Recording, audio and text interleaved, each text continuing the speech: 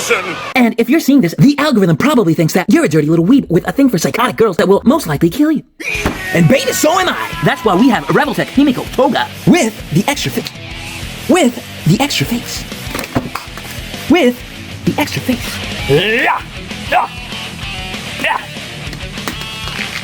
I hate my life.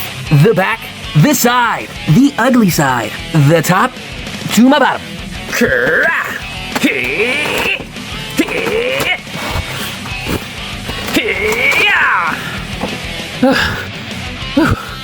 I need to exercise more. Wake it! Let's make pretend like that didn't happen. I love the smell of microplastics in the morning. It's just so delicious. And here is her spread. Oh, you gotta subscribe for that kind of content. Spread.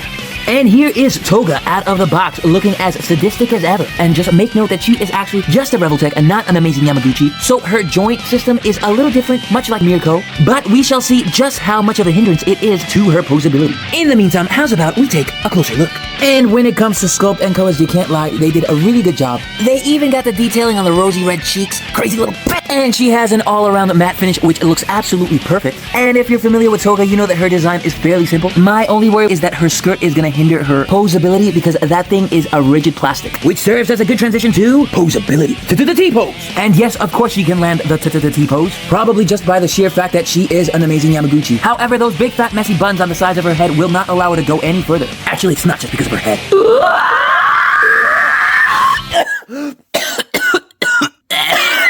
That is really hard to do. However, her hands are still able to touch in front of her chest, and she can look up to the sky as Twice looks back down at her, or probably more likely look down. Because let's not forget, he was a villain. Her upper torso bends about this much. And her single ball joints at the elbows give her just about this much bend. And of course she gets a single ball joint at the wrist to hit the... I don't know what you expected me to do. And the bottom of her sweater is a floating plastic piece. But wait till you see what's underneath. Put that away. In all fairness, if they would have made the sweater a single piece, it would have severely gotten in the way of the figure's posability. Moving down onto the figure is where we actually encounter the real issue. Her skirt is made up of two semi-rigid pieces of plastic that have almost no bend to them. And if it was executed in a better way, such as being attached by some ball joints, it wouldn't be that big of an issue. However...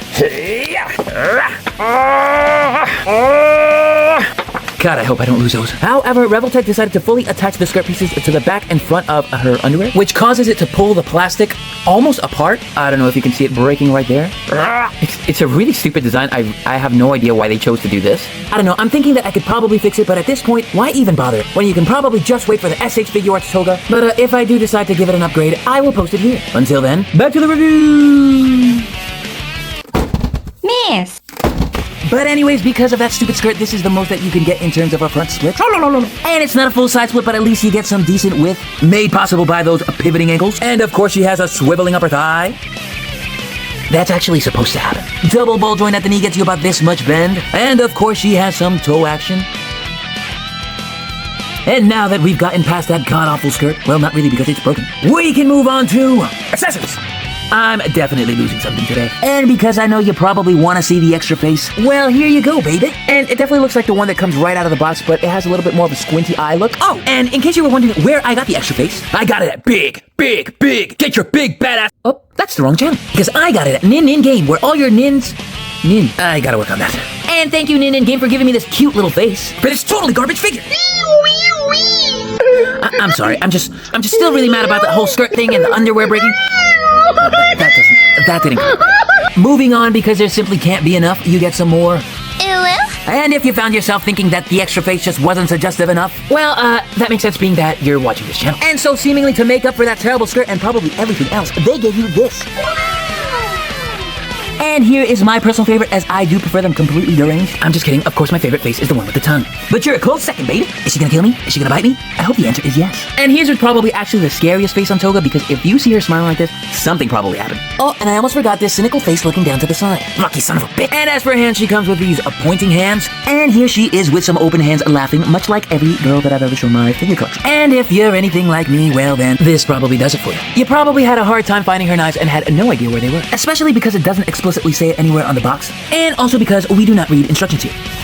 But anyways, they are located right here on this first one, and they are really easy to... God damn it. 3 3 hours later. As you can see, they are really easy to leave. The first time that you take them out, they might be a little hard to remove. I think it's because the paint might have dried them on, so it's a little stuck. But after that, they just, of course, there it goes, fall out. And I just want to take this time out to apologize for all the calluses that you are forced to see on my hands. They are a product of fapping. And here she is with her other pair of grabby hands that are used for these capsule things that she uses to drain and store blood, which I felt like just had to be shown off with all the bells and whistles that this figure comes with. Just keep in mind that these extra thigh pieces do hinder her mobility even more. But for Toga, I feel like that's okay because this is probably the pose that I am going to leave her in. One extra thing that I thought might be worth mentioning is the fact that you can actually put her bangs outside of her little turtleneck thing. Oh, and also, these things are on a ball joint. I forgot to film the comparison transition. And here she is with the revoltech amazing Yamaguchi Chun-Li. And if you haven't seen my review on this voluptuous piece of ass, the link is right up here. Check it out and I will love you forever. And here is how she scales with the not amazing Yamaguchi, but still amazing Black Suit Neighbor. And just so you know, my copy of Mess Toys Black Suit Neighbor is currently on its way to me. Be sure to subscribe and hit the bell so you don't miss the review. And here she is with Marvel Legends Ashuma Garath, or as they call him now, Gargantos, which I believe is for legal reasons. And you know, I just got him, but I never remember him being that huge. And I was going to say maybe they're going for the MCU version from Doctor Strange, Multiverse of Madness, but he's from their Gamerverse line. Oh well. And here she is with amazing Yamaguchi Supergirl, who definitely has a much better skirt.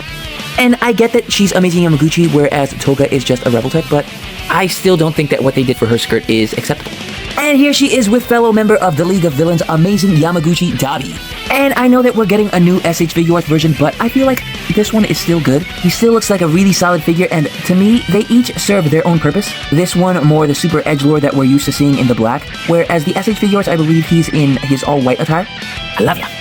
And if you were wondering how she scales with SH Figuarts Deku, here he is. And I think that they scale pretty well. That said, his all-around proportions look a little bit bigger than hers, though I don't think that it would be really noticeable during a pose. And last but not least, here she is with the absolute best girl of My Hero Academia, Mirko! And baby, you don't know how much I've missed ya. And one thing that Toga and Mirko both share in common is that while they are indeed revoltechs, they are not amazing Yamaguchi. But if you check out my review on Mirko, you'll see that while she is not an amazing Yamaguchi, she definitely poses like one, which sadly is not the same for Toga. But that's okay because at the end of the day, she got the job done, though her underwear did rip. But anyways, if you like the review, don't forget to subscribe, leave a comment, do the things, and remember folks, do bad, be bad, drink the Kool-Aid, destroy! God, I really hope I didn't lose those knives. No one can take down Shuma Garath! My leg! I'm okay! Now I can finally rest. Ah, god damn it! With the extra face!